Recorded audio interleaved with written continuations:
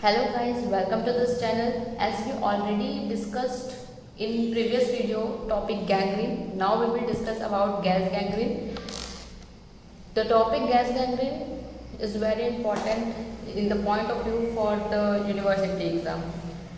अब इसमें जो हमारे टॉपिक पूछने वाले हैं जैसे डेफिनेशन, एटियोलॉजी मीन्स कॉज, किस तरीके से हो रहा है, pathology, clinical feature, investigation and treatment, ये सारे टॉपिक्स सारे हेडिंग सब हेडिंग्स में लिखने हैं हमें। डेफिनेशन, सबसे पहले डेफिनेशन डिस्कस करें तो this is quickly spreading infective gangrene characterised by collection of gas in the muscles and subcutaneous tissue.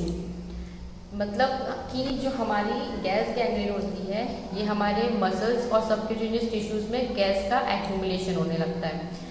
ये मेनली क्लॉस्ट्रीडियल मायोसाइटिस और क्लॉस्ट्रीडियल मायोनेक्रोसिस के नाम से भी गैस गैंग्रीन को जाना जाता है। जो क्लॉस्ट्रीडियल बैक्टीरिया होता है वो हमारे एनारोबिक होता है, इनको ऑक्सीजन की ज़रूरत होती नहीं है और ये हमारे एक्यूमुलेशन ऑफ गैस का एक्यूमुलेशन कॉज करता है मसल्स और सबक्यूटेनियस टिश्यू में।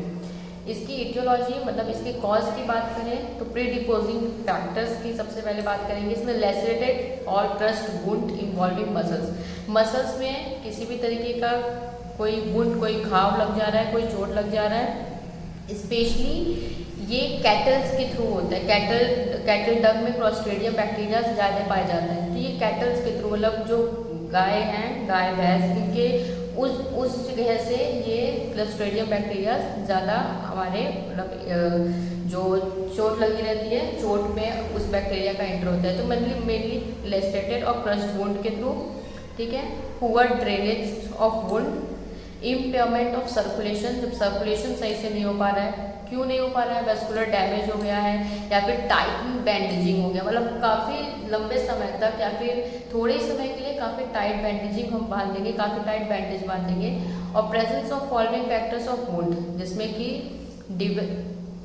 ब्लड क्लॉट और डिविटलाइज्ड टिश्यू है, soil rich in calcium and silica and foreign bodies, presence of non clostridial anaerobes. अब देखो सॉइल में सिर्फ और सिर्फ हमारे क्लॉस्ट्रीडियल बैक्टीरिया मतलब सिर्फ एनारोबिक बैक्टीरियाज नहीं पाए जाते हैं, उसमें एरोबिक बैक्टीरियाज भी पाए जाते हैं, जिसका हम पैथोलॉजी में डिस्कस करेंगे कि एरोबिक बैक्टीरिया का क्या रोल होता है। फिर डायबिटिक पेशेंट में हमारे ड्राई गैंग्रीन भी देखने को मिला था, डायबिटिक पेशेंट में हमारे वेट गैंग्रीन भी देखने को मिला था। और ड्राई गैंग्रीन वेट गैंग्रीन का जो डिफरेंस है वो आगे डिस्कस कर लेंगे अगले वीडियो में। इन्फेक्टिव ऑर्गेनिज्म मतलब क्लॉस्ट्रीडियम की जो भी ग्रुप है इसमें जैसे क्लॉस्ट्रीडियम मेल्चाई, पेरिफेरस सेप्टिकम जो भी है सारे कॉज करेंगे, मतलब सारी गैस गैंग्रीन में कॉज है। पैथोलॉजी की बात करें, पैथोजेनेसिस कि किस तरीके से ये हमारे बॉडी में गैस गैंग्रीन कॉज कर रहा है, किस तरीके से हमारे बॉडी में एंटर कर रहा है। तो कोई भी बैक्टीरिया को ग्रो करने के लिए एक सेप्टिक इन्वायरमेंट की ज़रूरत, एसेप्टिक इन्वायरमेंट की ज़रूरत होती है, तो इसमें जो हमारे एनारोबिक लेसिरेशंस और क्रस्ट इंजरीज होंगे टिश्यूज़ में, एसेंशियली जो ऑर्गेनिज्म होते हैं, ऑर्गेनिज्म मतलब हमारी जो बैक्टीरिया है वो हमारे लिविंग टिश्यू में कब ग्रो करेगी, जब वो इन्फेक्टेड होगा। डस्ट और सॉइल्स हमारे, जैसे कि हमको चोट लगा, कोई वुंड है, हमको चोट लगी, कोई लेसरेटेड वुंड है या कोई भी वुंड है, उसमें इन्फेक्शन कॉज होगा। अब क्या होता है, सॉइल में हमारे कैल्शियम पाए जाते हैं, सिलिका भी पाए जाते हैं जो कि हमारे हैमरेज कॉज कर देंगे।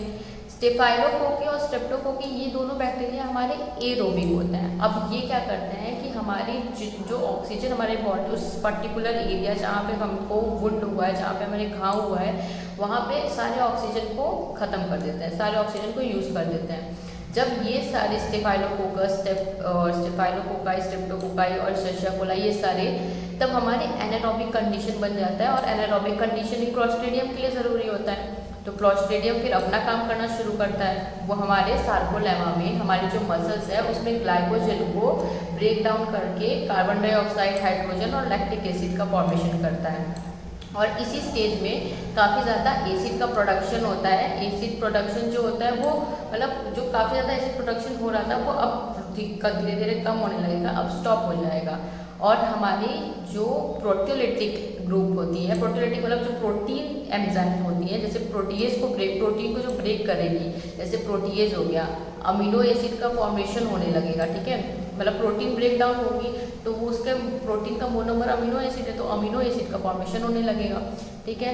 अब अमीनो एसिड और कैल्शियम साल्ट हमारी डिक्रीजेस एसिडिटी, जो एसिडिक कंडीशन थी उस वो पर्टिकुलर एरिया में, वहाँ की एसिडिटी न्यूट्रलाइज कर देगा और ये हमारे क्लॉस्ट्रिडियम इस तरीके से टॉक्सिन्स को रिलीज करते रहेंगे और ये टॉक्सिन्स जो हैं हमारे मायोकार्डियम यानी कि हार्ट मसल्स को भी अफेक्ट करेगा, जिससे सडन हार्ट फेल्योर का कंडीशन देखने को मिलेगा। साथ ही साथ ये हमारे और भी एंजाइम जैसे हाइड्रोडिनेज, कैलोजिनेज, मतलब एज वर्ड टर्म जो है वो हमारे एंजाइम के लिए यूज हो रहा है, उस पर्टिकुलर चीज़ को ब्रेक करेगा, लाइसिस करेगा। फिर पैथोलॉजिकल चेंजेस की बात करें तो पैथोलॉजी में मॉर्फोलॉजिकल चेंजेस, मतलब ग्रॉसली बोले तो मॉर्फोलॉजिकल चेंजेस जिसमें कि जो अफेक्टेड एरिया है वो स्वेलन, ऑटोमेटस और पेनफुल। ऑटोमेटस यानी कि मतलब वो एरिया स्वेलन रहेगा, फुला हुआ रहेगा, ऑटोमेटस होगा और पेनफुल होगा। क्रिपिटेंट, इसमें एक टर्म यूज हो रहा है क्रिपिटेंट। क्रिपिटेंट हमारा मेनली गैस गैंग्रीन का एक बहुत अच्छा सिम्टम है, जिसे सरसों के दाने जैसा छूने पे ऐसे सरसों के दाने जैसा लगेगा क्रिपिटेंट, क्योंकि उसमें गैस बबल्स का एक्यूमुलेशन हो जाएगा टिश्यू में, तो हमें क्रिपिटेंट सी फीलिंग आएगी। इसमें हम जब उस एरिया को टच करेंगे तो सरसों के दाने जैसा फील आएगा। Tissues become dark black in colour and foul smelling, इसका जो टिश्यू है वो डार्क ब्लैक कलर का हो जाएगा और स्मेल भी बहुत गंदी आएगी। माइक्रोस्कोपिकली अगर देखा जाए इनर अंदर बॉडी के, ये तो ऊपर से हम माइक्रोस्कोपिक मतलब ऊपर से हमने देख लिया कि क्या चेंजेस है। माइक्रोस्कोपिकली इसमें मसल्स नेक्रोसिस देखने को मिलेगा। Muscles necrosis resulting in glycogen and protein breakdown. Muscles necrosis कैसे है कि ग्लाइकोजन और प्रोटीन का ब्रेकडाउन हो रहा है, ठीक है। उसमें फिर प्यूट्रीफिकेशन भी देखने को मिलेगा। प्यूट्रीफिकेशन मतलब जब सड़न होने लगेगी या बैक्टीरिया सड़न कॉज करने लगेगा तो ऑफेंसिव गैस प्रोड्यूस होगा, जैसे H2S, अमोनिया और अदर वोलाटाइल गैसेस। टॉक्सीमिया देखने को मिलेगा, ब्लड में इन्फेक्शन, ठीक है। और शॉक, अगर शॉक तक का कंडीशन पहुंचा तो शॉक अल्टीमेटली डेथ लीड करेगा।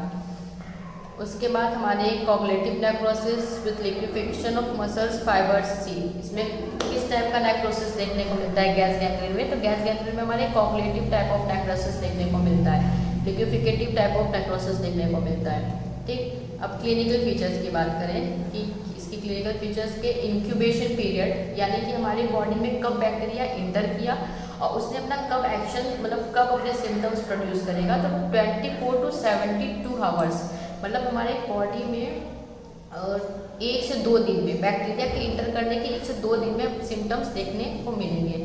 जनरल फीचर्स क्या है, पेशेंट कॉन्शियस होगा, highly alert, delirium and coma occurs just before death. Death से पहले का कंडीशन है कि हाईली कोमा के सिम्टम्स देखने को मिलेंगे, डिलीरियम के सिम्टम्स देखने को मिलेंगे। जो ब्लड प्रेशर है वो rapid pulse with quick fall of blood pressure, pulse काफ़ी ज़्यादा बढ़ जाएंगे और फिर ब्लड प्रेशर काफ़ी जल्दी जल्दी गिरने लगेगा, डाउन होने लगेगा। टेम्परेचर जो है वो इंक्रीज टेम्परेचर होगा बट हाई टेम्परेचर नहीं होगा, टेम्परेचर बढ़ेगा बट हाई नहीं कि एकदम से हाई टेम्परेचर नहीं। अनीमिया कंडीशन देखने को मिलेगा, ठीक। लोकल फीचर में लोकल पेन, वो पार्टिकुलर एरिया स्वेलन देखने को मिलेगा, ब्लैक देखने को मिलेगा, क्रेपिटेंट फीलिंग होगी, फॉर्टी और फाउल स्मेलिंग होगा, प्यूट्रिफिकेशन हो रहा है क्योंकि डिस्चार्ज हो रहा है वुंड से, pale yellow greenish black colour का स्किन देखने को मिलेगा, क्रेपिटस है, ठीक है। उसके बाद इन्वेस्टिगेशन में बात करें तो उस इन्वेस्टिगेशन में हम swab with wound exudate is send confirmation for clostridium infection. Swab मतलब कि हम उस पार्टिकुलर मतलब उस पार्टिकुलर इन्फेक्टेड एरिया से ऐसे स्वैब करके थोड़ा सा लेके उसको टेस्ट के लिए भेजेंगे, कंफर्मेट करने के लिए भेजेंगे कि क्लॉस्ट्रिडियल इन्फेक्शन है कि नहीं है, ठीक। उसके बाद हमारे एक्सरे करवाने को बोला जाएगा, ठीक है, जिसमें गैस के शेडोज देखने को मिलेंगे, गैस बबल्स देखने को मिलेंगे। फिर ट्रीटमेंट में प्रोफाइलैक्सिस, वुंड एक्सेशन मतलब उस पर्टिकुलर पार्ट को काट के हटा दो, उस टिश्यू, उस ब्लड क्लॉट डैमेज जो भी है उसको बॉडी से रिमूव कर देना है, ठीक है।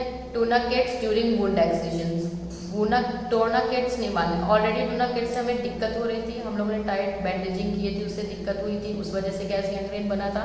तो उस चीज़ को हमको अवॉइड करना है। एंटीबायोटिक्स चलेंगे ताकि किसी तरीके का कोई बैक्टीरियल इन्फेक्शन आगे ना हो और जो हुआ है उसको कंट्रोल कर सकें। पैसिव इम्यूनाइजेशन और डायबिटिक पेशेंट में गैस गैंग्रीन देखने को मिला था तो ट्रीटमेंट करेंगे। गैस मतलब डायबिटीज़ का भी ट्रीटमेंट चलेगा, डायबिटीज़ के लिए इंसुलिन दिया जाएगा कंट्रोल करने के लिए। फिर सर्जरी में एम्प्यूटेशन मतलब वही सर्जिकल रिमूवल, क्योंकि इसमें रिमूव उस पार्ट को रिमूव करने के अलावा ऑप्शन नहीं रहेंगे। और सपोर्टिव ट्रीटमेंट में एंटीबायोटिक्स, इसमें पेनिसिलिन का, ब्लड ट्रांसफ्यूजन। अगर एकदम सीवियर कंडीशन है, शॉक का कंडीशन पहुंच गया, हाइपरटेंशन का कंडीशन पहुंच गया, तो उस कंडीशन में ब्लड ट्रांसफ्यूजन और एंटी सीरम दिया जाएगा। तो ओवरऑल गैस गैंग्रीन हम लोग ने पूरा कवर कर लिया है। इन्वेस्टिगेशन भी हो गया, ट्रीटमेंट भी हो गया, क्लिनिकल फीचर्स भी हो गया, पैथोलॉजिकल चेंजेस भी हो गया और हमारा पैथोजेनेसिस भी हो गया, एटियोलॉजी, डेफिनेशन सब कवर हो गया। तो गैस गैंग्रीन टॉपिक कवर हो चुका है। अब गैस गैंग्रीन और वेट गैंग्रीन के बीच में जो डिफरेंस है वो हमारे अगले वीडियो में आपको मिल जाएगी। तब तक के लिए आप इसको मतलब देख लीजिए, पढ़ लीजिए। बाय।